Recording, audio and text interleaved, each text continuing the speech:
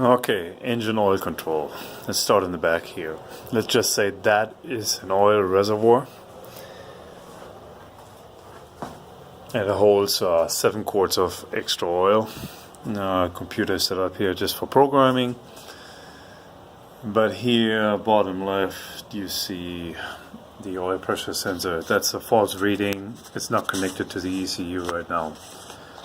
But here's what happens if I turn on the ignition.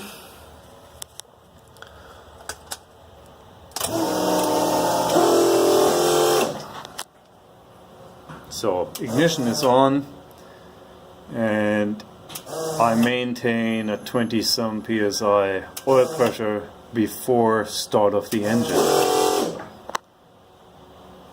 And I will just keep on going until I start the engine. And we're gonna do another video once the engine is running.